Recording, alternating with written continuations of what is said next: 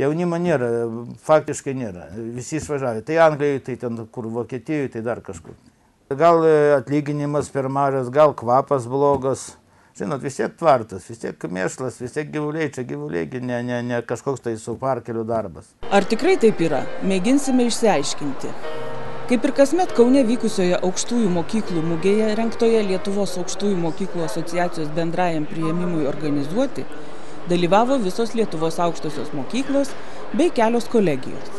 Šiandien, kai rodos pačią įvairiausią informaciją gali rasti internete, parodos rengėjai tvirtina, kad tiesioginis bendravimas sauso teksto neatstoja ir džiaugiasi, kad paroda sulaukė didžiulio susidomėjimo. Ir turit informaciją gautą įvairiais kitais kanalais, netiesioginiais kanalais, vis dėlto ateina laikas, kai reikia akis į akį pamatyti tai, ką siūlo, pabendrauti betarpiškai, ką ne visada padarysi tiesiog internetu ar kitom ryšio priemonėm.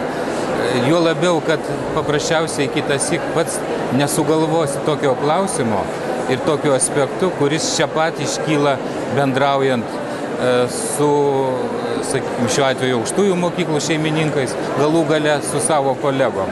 Galit pastebėti, kad dažnai atvyksta būreliai moksleiviais ir čia pat būna intensyviai tariamasi, vertinama, kur čia pasiūla yra reali, kur jį objektyvesnė, kur rinkodariniai triukai ir panašiai. Taip, kad iš tikrųjų mugė savo aktualumo neprarado. Stebėdami Lietuvos žemės ūkio universiteto, Sveikatos mokslo universiteto veterinarijos akademijos, Kauno miškų ir aplinkos inžinerijos kolegijos stendus, didžiulės spūsties prie jų nematėme. Nors patys studentai buvo kitos nuomonės. Labai nustebino toks antplūdis, nes dar tik valandą, kiek sužinau, dirbam, tai labai daug susidomėjusių ir su konkrečiais klausimais, kas nustebino. Ateina net susirašę klausimus ir, žodžiu, kamantinėjamus. Kas populiariau, ar medicina, ar veterinarija? Yra tokių žmonių, kurie dar tik čia šniukštinėja, viską ima lankstinukus ir klausinėja, bet yra ir tokių, kurie ateina jau konkrečiai klausia, pavyzdžiui, apie veterinarinę mediciną, veterinarinę maisto saugą. 2011 metai paskelbti pasaulio veterinarijos metais. Ar Lietuvoje populiarios veterinarijos profesijos ir ką naujo siūlo Sveikatos mokslo universitetas? Medicina ir veterinarinė medicina daug ko panašaus. Kaip pavyzdys mikrobiologija, parazitologija ir tas suvienimas jėgų bendrųjų disciplinų jisai duoda jau tokį požymį, nes galima žmogiškai potencialą daugiau suvienyti, laboratorijas panaudoti efektyviau tokias bendras kurias. Taip pat turime tokią programą kaip veterinarinė maisto sauga. Tai taip pat, pavyzdžiui, jo yra daug sveikatos momentų. Tai va šitas dabar formuojasi, aišku, mes tik tai pusę metų esame jau bendram universitete, bet jau dabar jaučiasi, kad tie tokie kokybiniai parametrai žmonių ir laboratorijų, man atrodo, ateityje duos efektą. Žmogus apsisprendžia ne pagal aukštąją mokyklą, kur jisai nori tos specialybės siekti, bet jisai siekia tos specialybės. O mūsų pagrindinis uždavinys ją stipresnė, kokybiškesnė paruošti. O kodėl iš kitos pusės stiprus universitetas visuomet yra patrauklesnis negu labai maža specializuota mokykla. Čia aš tik tai nenorėčiau sutikti, kai visi galvoja, kad jeigu jau autonomiškas tu vienas mažiukas, tai tu gali būti labai stiprus. Atvirkščiai, stipriam universitete daug daugiau yra privalumų ir nenuskriaužiant mažų segmentų. Paskutiniu metu populiariausi buvo vadybos, teisės, psichologijos, ekonomikos, politikos ir sociologijos mokslai, rekreacija ir turizmas, viešbučių ir viešasis administravimas, statybų inžinerijos profesijos. Žemės ūkio profesijų tarp populiariausių jų nėra. Jos nėra nepopuliarios. Mes matėme praeitais metais į veterinariją labai nemažai įstojo. Kitur, tai kitas dalykas yra tas klausimas, ar žemės ūkio specialybėm, tiek kiek jų yra, tikrai reikia universitetinio išsilavinimo. Daugeliu atveju mes matom, kad pakaktų koleginio. Todėl ir šiemet iš tiesų didinam valstybės finansuojamų vietų skaičių toje studijų krypty kolegijose, kur yra žemės ūkio specialybės, nes mes, pavyzdžiui, matom tą paradoksalią situaciją su miškininkais. Miškininkystėje labai daug stoja, bet jų tiek mes matom, kiek yra bedarbių miškininkų. Ir nes miškininkus rengia ir kolegija, ir Žemės ūkio universitetas, o tai yra specialybė daugeliu atveju, kuriai tikrai reikia praktinio mokslo, aukštojo, bet praktinio mokslo ir tikrai pakanka koleginių studijų. Visam pasaulyje yra taip, kad daugiausia daugiausia nori studijuoti šitas specialybės ir visos šalis taiko įvairias programas tam, kad paskatintų studijuoti gamtos moksluose, technologiniuose moksluose.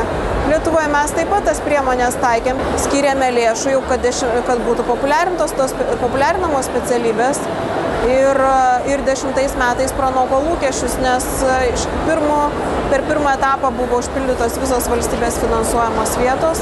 Švietimo ir mokslo ministerijos duomenimis žemės ūkio ir kaimo specialistus rengia beveik 40 profesinių mokyklų, 5 kolegijos ir 3 aukštosios mokyklos visoje Lietuvoje. ES struktūrinių fondo lėšomis kuriami ir sektoriniai praktinio mokymo centrai. Kasmet žemdirbiškųjų profesijų mokosi apie 6,5 tūkstančių moksleivių ir studentų. Aukštųjų mokyklų mugė šiemet 10-oji.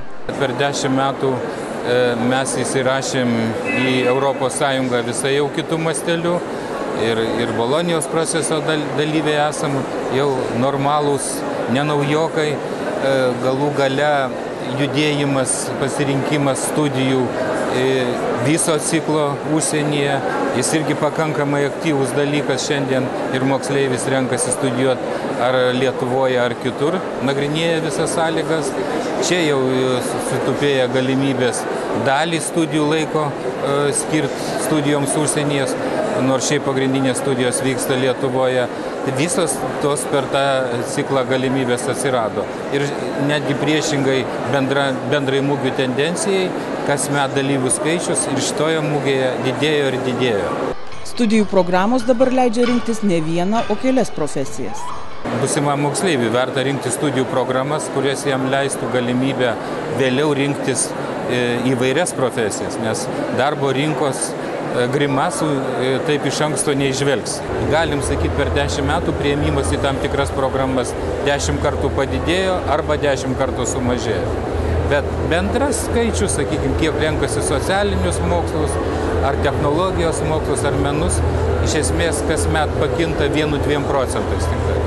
Ir parodos organizatoriai, ir švietimo ir mokslo viceministrė labai vertina bendras pastangas tų, kurie tikrai galėtų padėti būsimiesiems jauniesiems specialistams teisingai ir naudingai pasirinkti profesiją.